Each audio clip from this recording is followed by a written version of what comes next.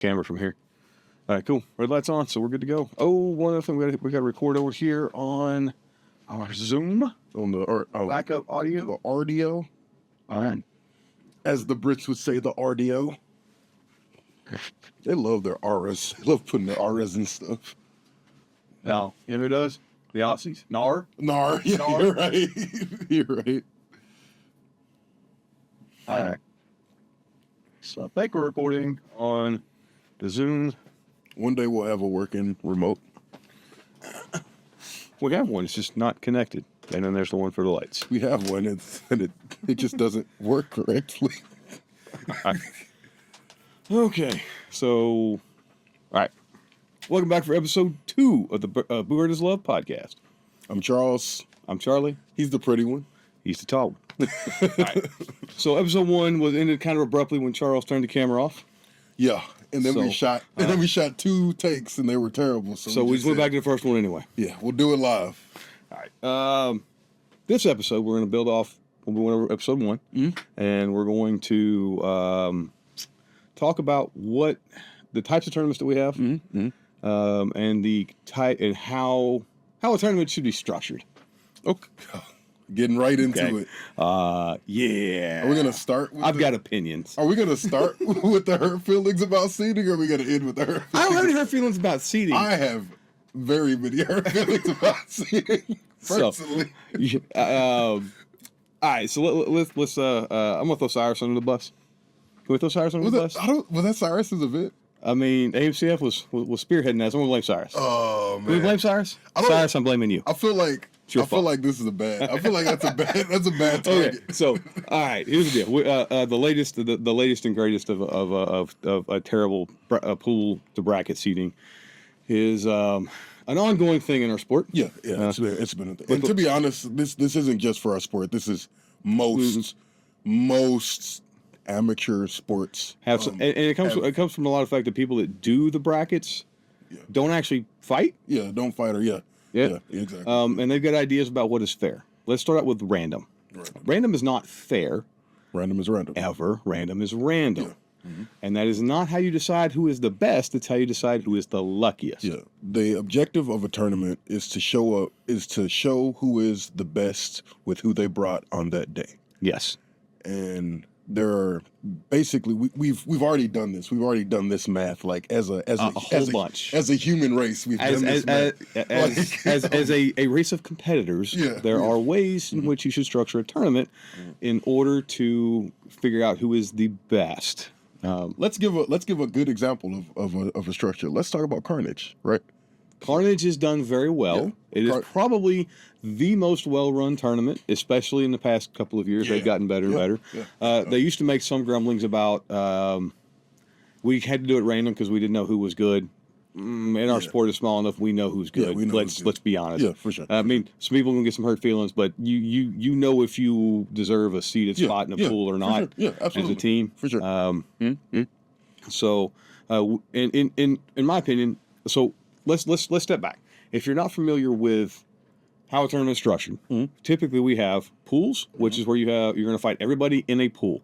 A pool consists of 3 to usually up to 6 teams in that range. 4 to 5 will usually be your normal. That's normally done when you have a lot of teams show up. Yeah, and we're talking specifically about bigger tournaments. You can't go round robin, which everybody fights everybody. Round robin is actually the best way to determine that. It is 100% best. The best way to find out who's the best there is round robin. Yeah, everybody fights everybody. That is the best way. But good luck getting 40 teams to fight 40 fights. Logistically, that's probably never going to happen. But the next best thing is pools into brackets. So you start with pools. Usually they're going to be 4 pools, right? There may be as many as 8, but if you have 4, you'll take the top 2 out of each pool. If you have 8, you'll take the top 1. Yeah. Unless you're going to do a 16 bracket. Take the top 2. 16 team bracket with the double elim. That sounds pretty. That is now 16 seat bracket. That sounds with a double elim is the best way to run a bracket. Okay, it is the best way to run a bracket. Sounds real juicy. Right? Yeah, it's the reason why you had the Sweet 16 in NCAA basketball. Oh yeah, right. Yeah, okay. Yeah. That is how you figure out who's March the Madness. best. March Madness, right? It is the gold standard. Right now, when you step to a smaller events like we have to run because we're not the NCAA. Yeah, we're not. Yeah, we're not the NCAA. Yeah, you're right. We end up usually with a four pool into a 4-way bracket. Yeah. Right. So it's 8 teams proceeding to the bracket. Top 2 from each pool. Now, we keep score while we fight. Right. Based on how many people are still standing at the end of each round. So let's say Team A beats Team B, and Team A has 5 standing at the end of each round, and Team C beat everybody in their bracket, but they only had 4 standing at the end of each round. Team A has a number 1 seed. Team C would have the number 2 seed. Right. Now this comes into play when you have let's say pool 1, pool 2, pool 3, pool 4. Okay. Pool 1 and 2 go to like at what they did at the Arnold, which was why we're picking on Cyrus. All right. Sorry. Is they predetermined that the pools 1 and 2 would be on the left side of the bracket. Pools 3 and 4 would be on the right side of the bracket. Now this sounds like not a big deal. Yeah, but you just made your tournament go from being a seeded to a seeded pool tournament to basically a random bracket. And it's like okay. The problem with that was the number 1 and number 2 seeds from that tournament ended up on the left side of the bracket. Together. And that's never what you want. And what that means is you're not going to have, most likely, the best 2 teams in the gold medal round. Exactly. Okay. Now, this sounds like sour grapes. Full disclosure, the Warlords and Kenyas were the number 1 and number 2 seeds. There. Fair. Yeah, fair. I think Kenyas was number 1 and we were number 2. Yeah, it was by 1 point, one direction or the other, maybe 2 points. And, it was real close. And actually, judging off of how the fight with them went, they should have been number 1. Kenyas was a better team. Yeah, no question about that. Kenyas can't argue us. with them. Stone Cold beat. Excellent work. But what you ended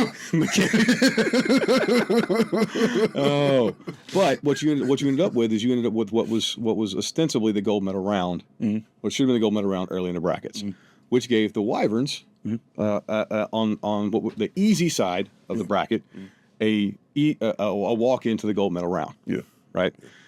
That's not the way the bracket should have been set to figure out who the best team was on that day. Now, again, this is a tournament that doesn't really matter in the grand scheme of things. Yeah, fair. Which is what makes it and we're just picking on you guys because the bracket was set up not the right way to find the best team on the day. Now, the guys who ran the tournament, mad props. You said you said this is the way the bracket was going to work before we ever got there, and that's the way you ran it. Yeah. You ran it the way you said you were going to run it. Yeah. But it went out sure. but that is not how you find out who the best team is of the day, right? And again, this tournament is more of a show than a tournament, so it doesn't really matter in the grand scheme of things. Which it's not a World League tournament. It doesn't lead any. Which points is why I say it makes it a great example. Yeah, it is because it doesn't. There's not much stake to it. Yeah, there's nothing really at stake. And I'm 100% honest with you, I thought we had a 3rd place team when we got there anyway. Yeah. We didn't have a 3rd place. I thought we had a 3rd place team. I mean. Yeah, I didn't expect us to come out on fire like that. So this is not sour grapes from at least from me. All right, we're just pointing out how this doesn't lead to the best tournament or the best results from the tournament or the most accurate results from the tournament. I guess the best way to say that because you end up with a number 1 and number 2 seed on the same side of the bracket in this case. Now, had one of us been on the other side of the bracket in pool 3 or 4, it would not have mattered. Yeah. Right, it would have been a non-issue. Yeah, right, but because you had the 1 and 2 seed. And the 3 seed on the left-hand side of the bracket. Yeah. Actually, the 3 and the 4 seed too. Actually. You got the top 4 seeds on the left side of the bracket. That can't happen. They have to start out away from each other. So because all the top seeds were on the same side of the bracket, if I remember correctly, no, that can't be right. They can't be right because you have to have the winners from pool 2 and pool 3, or pool 3 and pool 4. So Wyverns would have had a better seed than the Berserkers and the Oklahoma pickup team. The Banish Company. The Banish Company, yeah, the Banish Company. But anyway, I would have picked for me, it would have been those 4 teams would have been the top teams on the day. Yeah, for sure. Right. But they were all stacked up in the same pool system. Mm-hmm.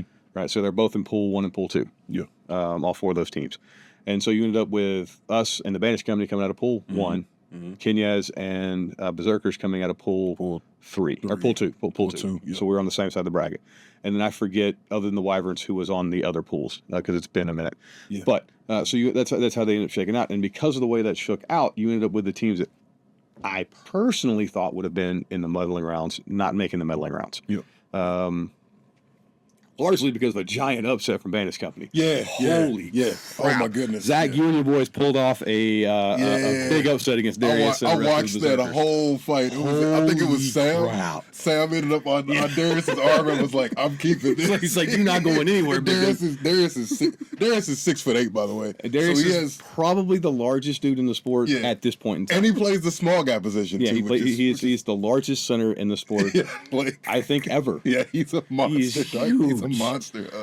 And Sam, a regular sized dude, ended up on his arm. And was like, "This is mine." And Darius is like, "Ah!" And so Zach and the rest of his boys went to work and took out the Berserkers in a huge upset. Huge, because I didn't think the Warlords had the team that weekend to beat.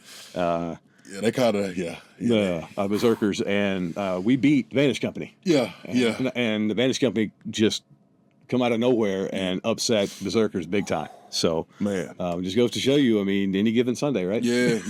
The best team on that day, right? Yep, best team on that day. So, but that ended up in the long story short, like big. Like I said, they know her feelings. Yeah, right? McCabe, the captain for Kenya, has posted a video about this as well on his Facebook page. I gotta figure out how to get back into my Facebook so I can look at that. Charles lost. Don't go to Ohio. Charles lost his phone at this event. They stole his phone, and he hasn't been back on Facebook since then. So if you're wondering what happened to Charles, now you know. I'm not dead. Just beat up a little. Oh, speaking of dead, I had the privilege to break this news to you in front of everybody, all 5 of our listeners on this show. Do you know who you're fighting in the next pro fight? Who? Wait, what pro BJ. fight? What pro fight? The one coming up. The beer fight. The brewery fight. At the end of this month? Yeah. You mean the one that I'm not going to be at? Who are you going to be at? No, that's the same month I have to work that weekend. I mean, you're slated to fight BJ. I've been telling them from the beginning. I've been like, well, you said, whoa, I'm going to die? I'm just saying. All right, he's getting a little. My friend Charlie is getting a little disrespectful. He's getting a little disrespectful. I just want to see BJ beat the crap out of you. Oh, see, don't. Come on, man. Why are you? See now? Man. So anyway, Brandon told me to tell you you're fighting BJ. I'm not gonna be at that event. We'll figure it out. You got to figure out what to tell Brennan and BJ. I'll text them. We'll see. So if you want to see Charles fight BJ, the brewery fight this month in Dallas, check it out at Warlord Combat Academy on the Facebooks. And I don't think there's a website for the Warlord Combat Academy that's actually updated, is there? I could be wrong. It's warlordcombatacademy.com. Check it out. Yeah, a lot of boards use Facebook. Yeah. Anyway, off the tangent, back to tournaments. While we're talking about death and dying. Speaking of death and dying, I'm fighting for Team China. While we're Charles, you never go full commie, man. Never. Hey, sometimes. I think red is very look. I love the Chinese team. They're awesome. They're the Chinese team is cool as hell. I got the team killer, team captain at Mexico this year. The runner. Oh, dude. Oh yeah, dude. That's really like that's who they have is him. I murdered him. Yeah. I cross-checked him out of the list, out of the sand pit, across the sidewalk. Sent him rolling all the way back to the ready area, and then Brett was like, "You stupid motherfucker! He's on our team," and I'm like, "Oh." All right, so we're gonna have now. A counter. Cyrus watched me run all the way across the field, and cross-check this dude, and he made eye contact with me, and he never waved me off, not once. Cyrus wanted to see that man die. We're gonna keep a counter, and we're gonna keep a counter to see how many times he mentions team killing somebody, and how many times I mention team killing somebody. Look, I hit my teammates. I rarely don't finish. I have only team killed somebody 3 times, and once they deserved it.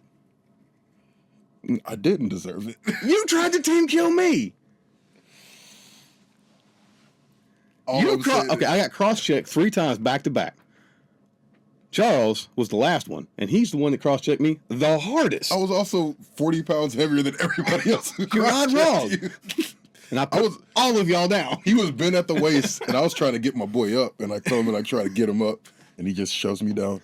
He cross-checks me. I lean back against the list. I see a helmet. I start pushing the helmet to the ground, and I hear, "Charlie, save me!" And I'm like, fuck you, no. And I just keep driving. I had the hardest time figuring out what had happened until I went back and saw the video. So I was like, why did I just get so heavy? Like, I couldn't. Brother, save me. Hail to the king. I got Mufasa. Oh. Sorry about your stats, homie. No, stats from Carnage were not good. Oh, Wait, didn't we promise to tell them about... We'll talk about Carnage next time. So let's. I mean, we can talk about Carnage now. We're trash. Yeah, Texas had a real tough time at Carolina Carnage. The Fives. In February. The Fives were not kind to Team Texas. Yeah, man. I fought with Houston, and we did not win. You had one fighter show up for Houston, and the rest of y'all were just. The rest of us were there. Kind of there. Just there. It was my boy Grant was. He was doing the Lord's work. Yeah, Grant was doing everything. I'm pretty sure he got more takedowns than the rest of y'all combined. Yeah, because he got like 2 or 3 around, and the rest of us were like 0, 0, 0, 0, 0, 0, 0, 0. Tanner, I love you. Just so you know, I mean, Houston is a baller team. In my opinion, they are easily competing for the top 5 spots in Buhurt in the nation. However, in Carnage, they chose not to show up. Yeah. At least the Houston team that we know and love. Now. The Warlords didn't show up at all. We didn't finish the 5s. Yeah, it was a tough. I think it's good for your team to have that kind of to have that every now and again. To have the McCabe happening. Yeah, the Warlord Butcher. This episode's gonna be the Warlord Butcher. This episode's gonna be named McCabe. McCabe come out. I guess it was our 3rd fight, and McCabe decided we were already down on guys. Because we had this Carnage curse that we haven't been able to bring an actual full team to Carnage in 3 years since COVID. Since we were absolutely wrecking Carnage and winning every year, we suddenly dropped because we're not been able to get a full team there for various reasons, and we had 6 people at Carnage this time. Still a pretty stacked 6 people, but only 6. Yeah, and we won our first round against Houston. Against us, yes. They beat us. Was that their? And that was actually a close fight. That was first fight for us. Okay. And that was a close fight. Yeah, it was I think. Well, it was wild when we fought against y'all. I was like, all right, we did okay against the Warlords. I think that place is doing pretty well. I mean, if you do well against the Warlords, you should do well, all right? Yeah. Then the next our next fight was against Dominus. Yeah. And we chose it. We decided that was not our fight. Because we figured if we won that one, we would be done. It would be a hard fight, and it would be real hard for us to kill. Well, no, I wasn't worried about Dominus. Just as far as Warlords were, we would not be able to finish the tournament because the way Carnage was structured, and this ties into kind of what we're doing. Carnage was structured as a 2-tier tournament. Right. Which I actually think that system's dope. I It is would love to see a system where like the winner of the silver, automatically gives you a spot in the gold next year or something. I'm pretty sure that's what happened this year. I don't. Berserkers won silver, and I'm pretty sure they're gold next year. Houston doesn't have the Border League points, so they're probably going to be silver next year. Yeah, and that's what Warlords is trying to do. We're traveling the rest of this year. We're doing Buhurt League after Buhurt League after Buhurt League tournament to get the points to go back in the gold league at Carnage. Yeah, right. Is it gold silver? Yeah, it's gold. Gold silver. Okay, yeah. So and I like it. And with the gold's league is set up so that it's round robin. So you're fighting this year was the 10 best teams at Carnage, and you're gonna fight all of them. So all of the best teams are fighting all of the best teams. Yeah. So there's no easy round. No doubt. Right. There is no doubt about who is the best team. Right. And so, like I said, round robin is the best way to figure that out. And Carnage Gold is that way. Carnage Silver is pools to brackets. But they're run correctly. And their brackets are seeded. But they're seeded by number 1 seed, number 2 seed, number 3 seed, not pool A, pool B, pool C, pool D. Exactly. Right. So that's what we're talking about. And because we don't, like, this is a podcast, we don't really have a lot of visuals. Go look up what a tournament bracket looks like. Just type in tournament bracket. They all look the same. You basically have teams that fight that go on to the next team, that fight to go on to the next team. It's a bunch of lines. It's a bunch of lines with spots for names. It's a bunch of lines with lines to connect the other lines. Yeah. It's not, once you look at one, you're like, oh, that's what a bracket is? It sounds way more complicated than what it is. Speaking of which, we should get some kind of visuals. Oh my goodness! You know what we're working on. Well, we're working on trying to get where we can do video and graphics and stuff along with this. But until then, you just get this pretty beard and these dreads. I left the whole sheet of paper for the merch. Speaking of which, merch.booherdeslove.com. One day we'll actually have merch there. I will. I got you. I got you. So, all right. But we know visual. Just know that pools of brackets should be seeded as the number 1 seed, number 2 seed, number 3 seed, so on. And number 1 should fight if you have an 8 pool bracket or an 8 team bracket should be 1 versus 8, 2 versus 7, 3 versus 6, 4, 5. Right, and that way that just gives you the best chance to get your top teams to the finals brackets. And it also lets you, barring an upset, like upsets happen, like just like we talked about Banished Company versus Berserkers, upsets do happen. And upsets are, and the reason that tournaments are seeded the way that they are, like 1 versus 8, is so that it gives those lower tier teams, those teams chances to prove that they're supposed to be there. Yeah, because if number 8 beats number 1. Whoa! It's probably not going to happen. It's not going to happen. But where you get your upsets is around 4 or 5. Yeah, 4 or 5. 4 or 5, 3 6. Those mid ranked teams. Exactly. That's where you can get your upsets.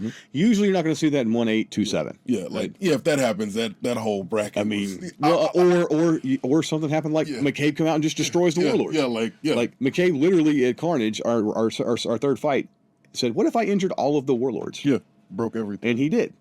So. That put us out of the tournament. We DNF'd. Like we had to cease fighting in the 5s. Yeah, it was it was. I haven't seen. I don't think that's ever happened. We've always made medaling rounds ever since we started this sport, and we've always at least finished the tournament. This is the first time we've ever DNF'd. Yeah, right. Yeah. So we used to come out with 5. We'd Iron Man with 5, but the difference is, and we're thinking the same thing, right? So we're thinking, it's no problem. We've Iron Man tournaments before. It's not that big of a deal. Gold is not all of y'all. You don't show. What did we just talk about? It's round robin. It's round robin. So and it's all top level teams. So you don't get the easy fights from the pools, right? So we didn't take that into account. Yeah, and we started out in hard mode. Exactly. You can't like fighting the best teams in the world is not the time to like screw around. Yeah, and no matter what you say, like not bringing 8 guys or whatever is screwing around. Yeah. So. Well, and again, that's half of our sport is getting your team to the tournament. Yeah. Right. Exactly. So, all right. So that's what a tournament looks like. In general, like you got pools to brackets, which should be seeded number 1 seed versus number 8, number 2 versus number 7, exactly, so on down the line. All right, what you should not have is any kind of randomness going into your bracket. Yeah, right. If you insist on random pools, just do a whole random tournament. Just if you insist on random pools, just do round robin with everybody. Right, because you can't take or if you're going to do random pools, everybody from the pool has to dance. Okay, so if you have 2 pools, okay. So the pools are for placement for seeding in the bracket. Okay. You cannot have a good quality tournament, in my humble opinion, if you do random pools to brackets. Yeah. The exception, if you seed at least the first spot in the bracket or in the pools, you will get a better result. If you do not seed that first spot in the pools and you're doing random to bracket, you do not get a true representation of what that tournament's supposed to look like. That's the best teams on that day. All right. So now there is another style of tournament that we do in the melees. All right. Oh, you talking about the chapter match? It's called chapter matches. Now, for those that aren't familiar with Boohurt, or especially U.S. style Boohurt, okay, this came out of the Armor Combat League days. Okay. And some of us are still fighting this tournament or this style, and it is, in my opinion, the best fights. It is the future of the sport. When we get to where we're doing 10 and 12 team chapter matches, yes. Man. So, all right, let's talk about a chapter match for a little bit. It's a little bit different than a tournament. Tournament, specifically 5s, in a tournament you have 8 guys on a team. Okay, and you're going to run 5 at a time, and with 3 for rotation. Yep. That's your typical tournament loadout. If you have less than 8, you still compete as long as you get at least 5. All right, but you're going, but you 5 on the field, 3 for rotation. When you do a chapter match, you can fight as few as 3 guys, all the way up to 12. All the way up to your whole roster. So you can run your whole roster for your team in a chapter match. All right. Now, chapter match is a bit different in the fact that it's used. So a chapter match is two teams, one team versus another, much like a football game or a soccer game or baseball or basketball or any other team sports. A chapter match is also 4 quarters. Yes. And what you do is the objective, of course, is to have the last man up standing. But the objective is to have the most rounds in that 4 15-minute quarters time period where your team won. Every quarter starts with 3 rounds of dueling. So you got your 3 rounds of dueling, which takes you down to basically 10 minutes worth of fighting in your melees. Yeah, because so the chapter match is on a timer like a football game, right? But unlike a football game, the timer never stops. Okay. Yeah. Okay? So a 15-minute period or a quarter is 15 minutes. Yep. And so the first, like Charles said, the first 3 matches must be duels. So you kill 6 minutes right off the bat because each duels round is worth 1 point. Okay. All right, and then you got a minute rest, and then the next duels round kicks off. You're gonna do 3 of those. Which is it always the same guy also, or is it? So this is where strategy for chapter match comes in. That's why I like the chapter match. It doesn't have to be the same guy. Oh, okay, see that's right. Dope. So it's 1 round, 60 seconds or 90 seconds, depending on what rule set you're using. Oh. Right. And it's count of blows. So whoever hits the other person the most wins that point for the round. So those 3 chapter matches were 3 points. That means those 2 guys that are fighting are really, really valuable to your strategy, right? Because you're getting points. And the way you win a chapter match is by having more points. You get a point for every round won. Right? So now you can fight 15-minute halftime as well. 15 minutes between each period. Oh, is it? Between each period, Okay, yep. 10 to 15, depending on, gotcha. again, what rule set. The rule set is run by the Knights Hall, and I'm going to pick on the Knights Hall. Stop changing the rule set willy-nilly. Stop it. Stop it. That's bad juju. Don't do that. You change it once a year, and you notify before. You notify change well it. before the change goes into effect. So, so the way you're supposed to update a rule book, just so everybody's on the same page, you update a rule book in May, and then the changes go into effect in January. Or whatever your tournament date, or whatever your season dates are. But you don't change them, and then instantly the changes go into effect. Knights Hall, looking at you, I'm calling you out. Nobody's safe on this podcast. We're going to drag everybody. Nobody's safe. Nobody's safe. Not even us. Oh, God. Carnage. I'm feeling less safe by the moment. Every time you look at the camera and do that, I'm like, oh, man, there's another Tarjay on our back. So, anyway, so depending on which version of the chapter match rules you're using, right? It's either a 10 or 15-minute break between quarters. And those first 3 rounds, you can have a dedicated duelist. A lot of teams will do this. If you've got a ringer, somebody that is a high end, like a Nicholas Homa, right? He's just there. He's just there for duels. He's not going to fight. He's not going to fight any melees. But he will. He's going to almost guarantee you 3 points every time he steps in for a duels round. He's going to get you 12 points. Yes. That's 12 points. Right so it's a guaranteed 12 points to have a Nicholas Homa on your team for duels. All right. Then. Now, again, for duels, it's any of the duels formats. I've got a question. What's that? How do you handle draws do they just... It is a draw. No points either way? As far as I'm aware, a draw is just a draw, 0 points. It's like if it went down to melees and it was a draw in melees, it's 0 points. And it's like I said, any of the duels formats, that's negotiated by the team captains between periods. Okay, so it could be sword and shield, sword and buckler, long sword, polearm, and since chapter matches is in ACS rules, that also allows for great sword.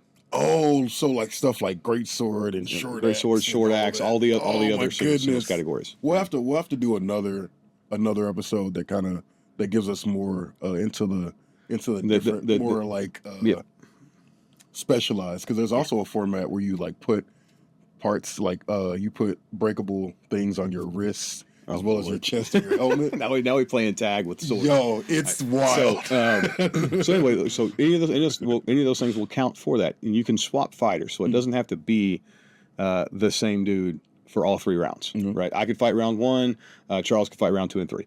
Oh, right. Okay. Or it could be that you got 1 for each round. Maybe you're running a sword and shield, followed by a long sword, followed by a pole axe. Okay. Or like I was in one chapter match where I was we're doing a pole axe for the singles because I wanted to get pole axe training in, and I was absolutely destroying my opponent. He was a new fighter, and I was just absolutely destroying him. And our opposing team was like, "We got to get some points," so they put in a ringer. And I look up and I'm like, I don't have the gas to fight this guy. This guy's fixing to beat the brakes off of me. Mm-hmm. And I tapped out for Brett. Yeah. And so Brett wouldn't handle business. That's funny. I didn't realize you could switch people like that. Yep. That's hilarious. Yep. Now, we planned for me to fight all 3 rounds. But Elgar's like, Brett, I ain't got it. And Brett's like, I got it. So Brett steps in and handles. All right. So then after those 3 mandatory singles rounds are done, okay, you're going to fill the rest of the time period, all 9 minutes, with melees. Mm-hmm. Okay. As many as can be fit in that 9 minutes, up to 5. There's a mercy rule at 5. Oh, so if you 5-0 somebody we call the period early. Okay. Nice. Right. I didn't know that. So, and this is where having that 12-man roster comes in. Right. You could theoretically run 5 fresh dudes every single round. Okay. Or if you only got 5 guys, right? Now you could also run 10s. Mm-hmm. Yeah. So the captains could be like, let's run some 10s. You could also, you could run 12s, but a 12 isn't in. Well, no, I take that back. ACS does run Buhurt League and AMCF. Oh, so you could run. Jeez, that's or Buhurt International now and IMCF. So imagine a chapter match world championship. That's what Reno's supposed to be.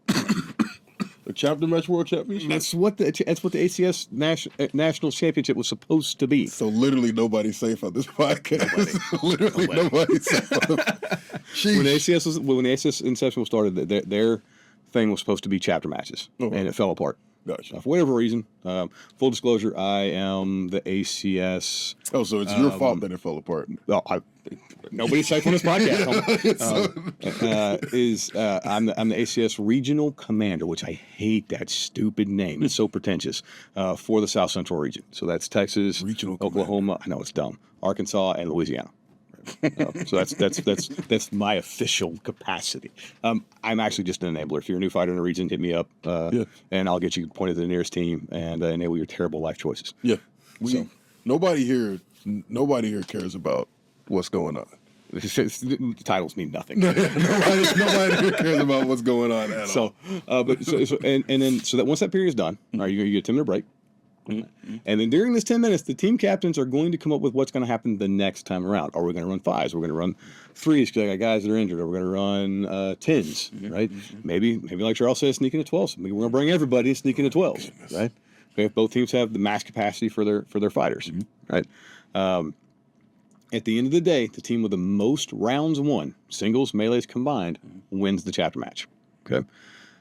Now that goes into your chapter match standings for the end of the year, and the team with the most points wins the chapter match championship for the year. And I think that format works a lot better if there is like a dedicated season for it, because it's very much of like a there is a season, it's just not really well run. Yeah, sure, fair. So, but like, what would you? Because like, let's say we have a 10, 12-week season. So what I would love to see, okay, this is just me, and the way that, from my understanding, the ACS was supposed to be structured when it was started, is there is a season for chapter matches. Those seasons give you you basically set your invitation. Set your invitation to the finals, and the finals is going to be a chapter meet.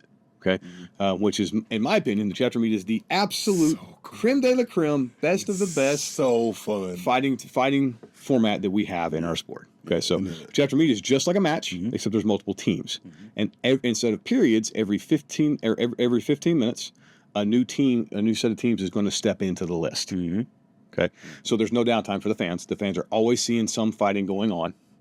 All right. And it gives you enough rest. Getting crushed the whole time. And you're going to fight everybody at the chapter meet. Chapter meet, it's on a timer, so it can't run long. I mean, you from a fighter's perspective, every tournament runs over overtime. Every tournament runs overtime. I think the one that's probably the best about not running super overtime was Carnage this year. Was probably the best about that. Yeah, no, they got us out. They got out pretty good, but that's a first. Yeah, that was a first. Yeah. Most tournaments take forever. Even Mexico this year. Yeah, we finished literally under cell phone flashlight. They had hundreds of people standing up like concert style in the stands, holding their flashlights up. I can't lie, that's dope. I think that's cool. Dope. But it's also the Chinese team captain got team killed by me. Now he has an excuse. It's because he couldn't see. It was dark. It was totally dark. You're like, that's not a warlord, Stabert. All right. Basically, was red, white, and blue. Now the team we were fighting was red and black, Oh, okay. So and the Chinese team is maroon and black. So I mean, yeah. Speaking of which, I hope I get one of those dope tabards, man. the Chinese team does have some dope ass tabards, dude. China. Hey, that's the next episode. Is favorite tabard styles. Favorite tabard We'll do styles. China, Brazil. Have you seen Brazil's tabards? No, I haven't. Amazing tabards. Oh my. Nobody else like the Knights of Wakanda. Knights of Wakanda has the best tabards. The Knights of Wakanda They tabards just are dope. do. They're Those- dope. those- That's fair. those are That's dope. fair. That I is- can't say that though. I hope design those. I can't. So, all right. So anyway, chapter meet. Back. You accumulate points fighting everyone. It's a round robin style tournament. Okay, but you're going to fight for 15 minutes. Now, what is this thing when we fight for 15 minutes? Why is it better than fighting best of 3, which is what a normal tournament is? Best of 3. You're trying to be the first team to win 2, and you've won that match. Okay. This Strategy. This tests a different. This tests your team in a different way. Yeah. It not only. Okay, cool. Our team can win. Every round in 30 seconds, but what if your team can only do that for 1 quarter? Yeah. Well, that's the thing. Like you fight the warlords. If we bring the A line of warlords, guess what's not going to happen?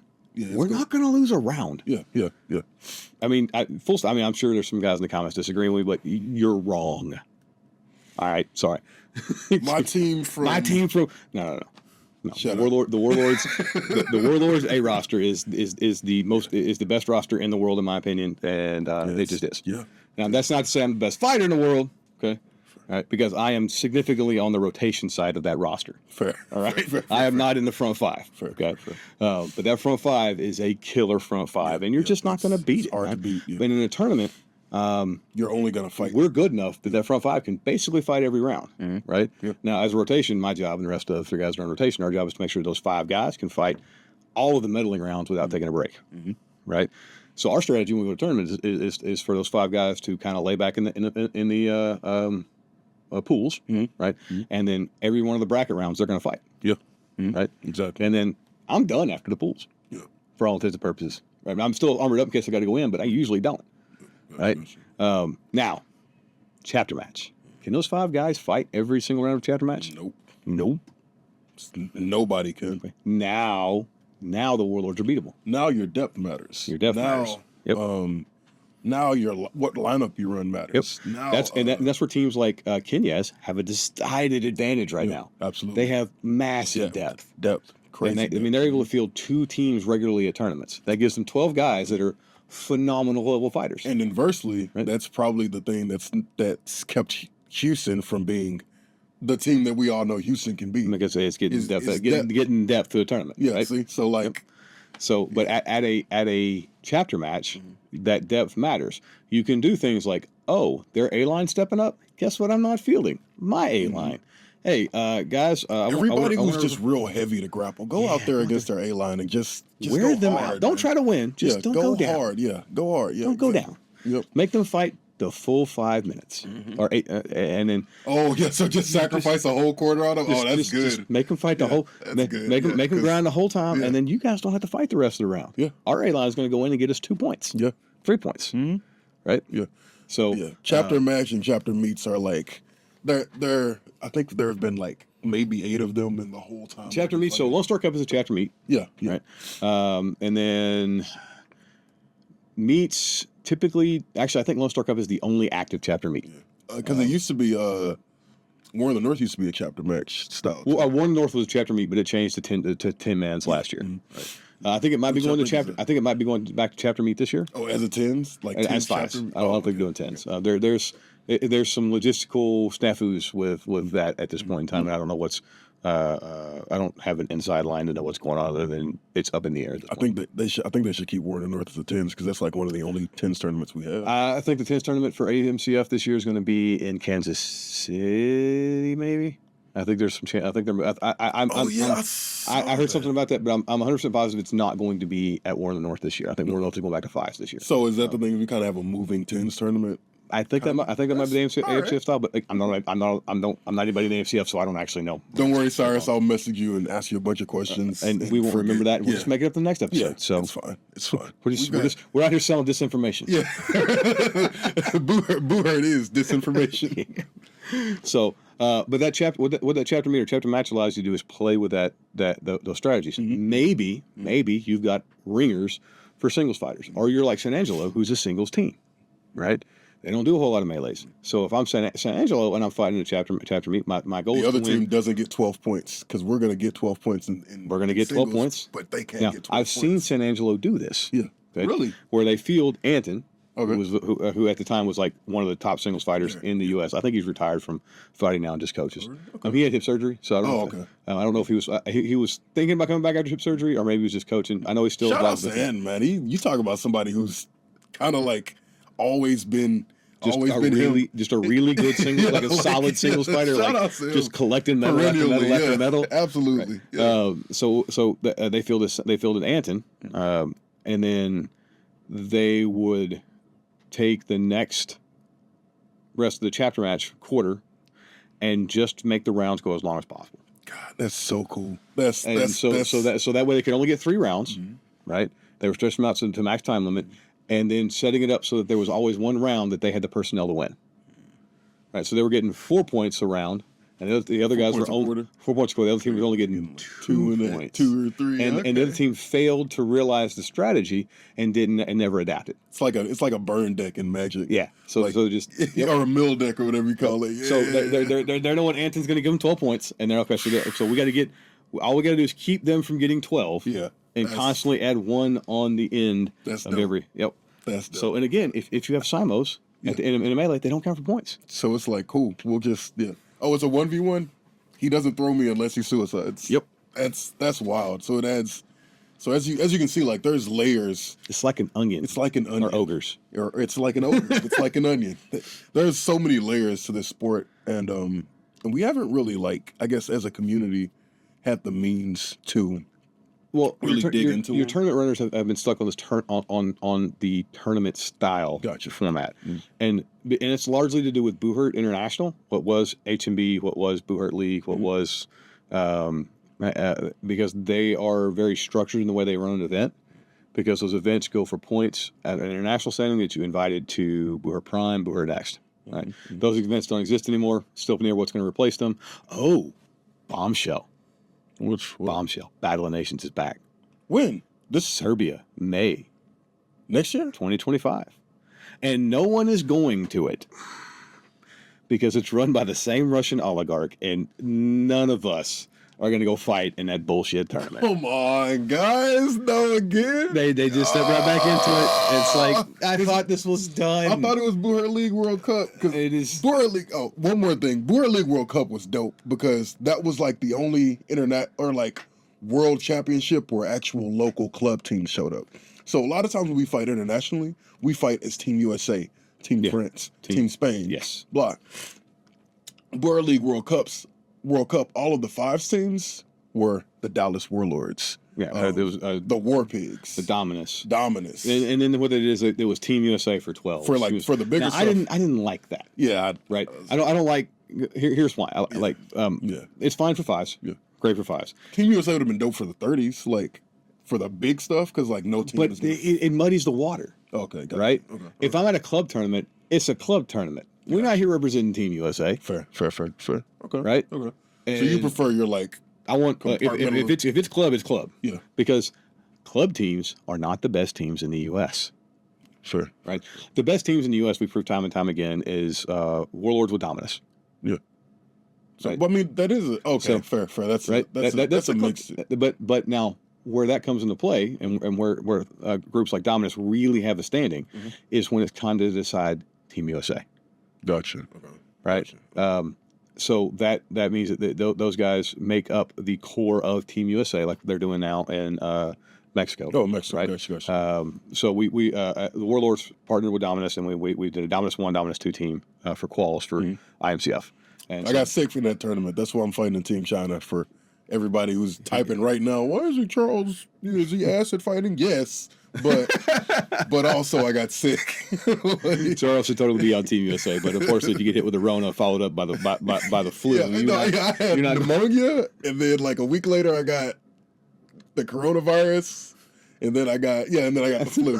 Yeah, So like it was an excellent 2 months. Yeah. So turns out you can't fight if you can't breathe. Still figuring out. We're still patching that. Figuring out. It's in patch. When does that notes update drop? Oh, so it's when we get rid of wolf ribs. Don't get me started on those damn God helmets. awful ugly ass Don't get me helmets. started on those damn wolf ribs. So Charles, you wear a wolf rib. Shut up, nerd. I will not be caught dead in a wolf rib. I may get my ass whipped, but I'm going to look good doing it. A lot of people will be caught dead in wolf ribs. So, but anyway, when you got teams like Dominus, they can flesh out the Dominus is a group of high end fighters from around the U.S. and the world. I'd call them like an elite mercenary corps. Harlem Globetrotters is the best.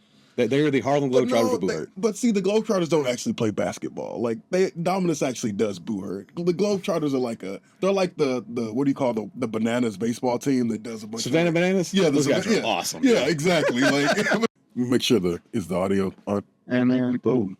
Okay, audio's on. All right, so our We're camera, back after we're too hot for the podcast. our camera's too over. He's the pretty one. Can't handle all our the camera up. So I guess that's our sign to wrap it up. So all right, guys.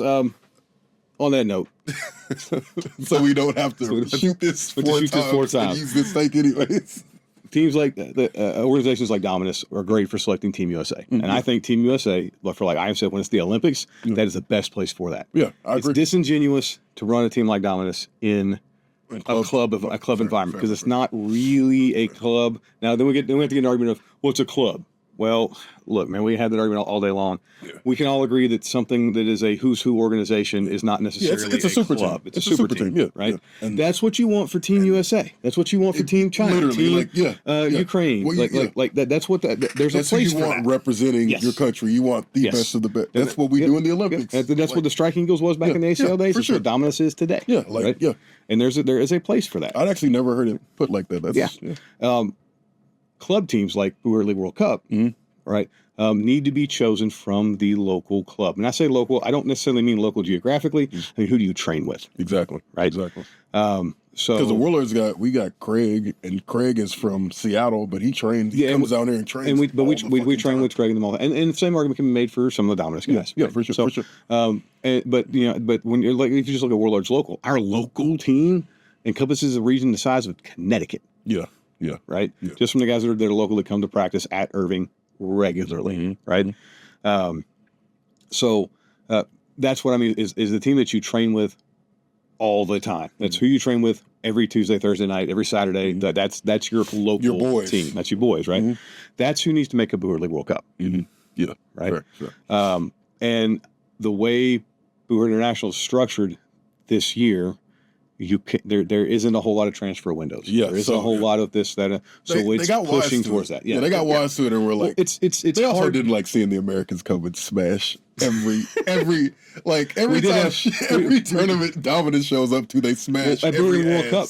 But Dominus was number one. Yeah. Warlords were fifth. Yeah. War Pigs were eighth. They were eighth, I think. They were a victim of seeding, and actually that was good seeding because I think they were like lower seeded. Yeah, but they got every dog. Every dog. They had to fight every single dog. Yep. Maybe on their way to the goal. They fought like white. But you had 3 U.S. teams make the brackets. Yeah. Right. Anyway, now what Boo Hurt International has done is they're structuring their system to get people into a Boo Hurt Prime or Boo Hurt Next. I don't know what it's going to be called. That's what it was called back in the olden days when HMBIA ran things. Now HMBIA is a defunct organization that's running some crappy tournament called Battle of Nations in 2025. What's Battle of Nations? I never heard of that. Exactly. That's weird. Yeah, terrible. Nobody's going to Battle of Nations. I'm sorry. Nobody's supporting that stupid ass oligarch. I just want you to. I want to say right now that if we're gonna have the most. If you go to that tournament, I'm dragging you. We're gonna have so much egg on our face if it's like, oh, this is the biggest international. No, I will drag every team that goes to that stupid tournament. There's a reason that organization failed, and it's because for those that don't know, Russia Ukraine conflict. Yeah. All right. Whichever side you come down on it. our sport has decided that if you invade Ukraine, which is one of the epicenters of our sport, you don't get to play ball in our house anymore. You don't get invited anymore. You don't get invited anymore. Sorry. Like, and so Russia basically fell apart. Now Russia was the epicenter of the money in Buhurt League, basically and that kind of stuff. The top 10 teams for like the last 5 years were all Russian. So unfortunately, that means those teams don't get to play because they can't or won't be like, hey, we ain't down with this whole invasion of Ukraine thing. And it sucks too, because like this is something that's happening way above their heads. Yeah. Like, Man. But sorry, nobody. We not doing that. Yeah, man. yeah. Like, we will drag any team that goes to battle next 2025 as it stands right now. The same oligarchs running it. The same, and it's the same time as IMCF. Same time as IMCF. He's straight up in Putin's pocket. Like, no, sorry, we're not doing that. We're not doing that, sorry. man. Yeah. But anyway, hate to close on a downer note. That is episode 2. I'm Charles. The different tournament structures in Buhurt. If you got any questions, leave those a comment. Different tournament structures in Buhurt. I'm Charles. I'm Charlie. He's the pretty one. See you next time on Buhurt is Love. Don't forget merch.buhurtislove.com. Yep. We got a lot of merch. And follow us on all of the socials, the Twitters, the Instagrams, the Facebooks, and the YouTubes. Oh, yeah, we're on YouTube. See y'all in the next episode.